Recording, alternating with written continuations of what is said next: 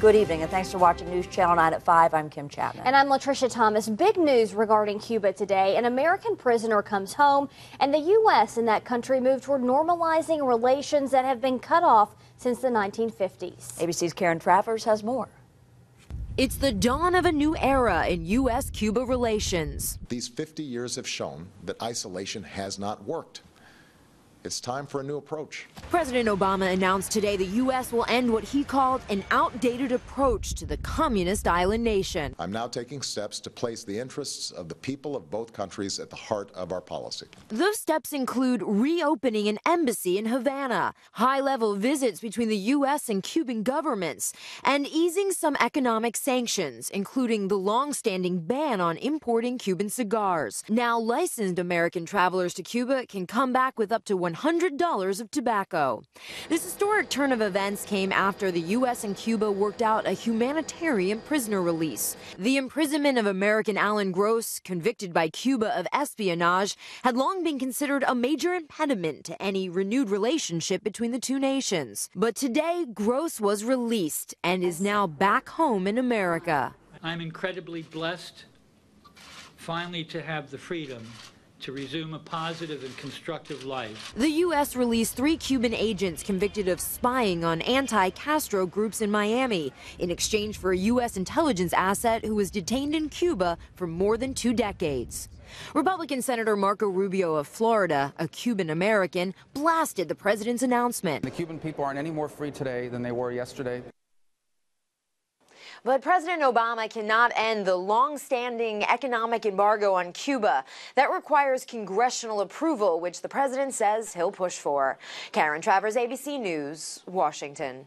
And today's developments follow more than a year of secret talks between U.S. and Cuba and Canada and the Vatican. U.S. officials say Pope Francis was personally engaged in the process and sent separate letters to Obama and Castro this summer, urging them to restart relations. Well, here in Chattanooga, there is a community of Cuban-American immigrants, and we wanted to find out what they and other Chattanoogans think about the president's announcement to normalize those relations.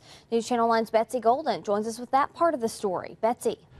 Well, I got very different opinions from people on how they feel about the news to ease economic restrictions on the island. They were both in support and against President Obama's decision.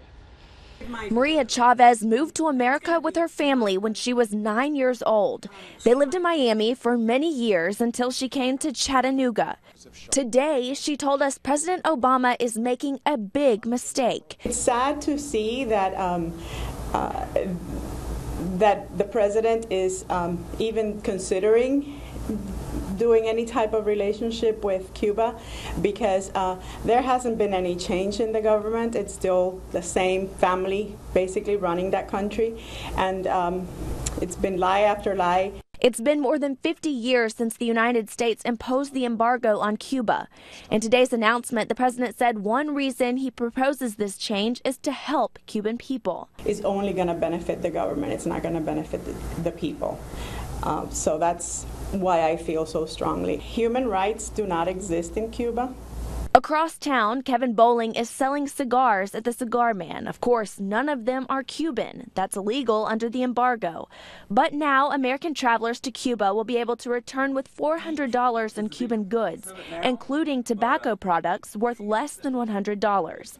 You're not going to see a big difference inside of the cigar community based off of that change. But if trade becomes even more lenient, he'd support it. If an opportunity arises where we could sell Cuban cigars, of course we'd want to. There's a market for it. There's people clamoring to get a hold of it, and that's why so many are faked.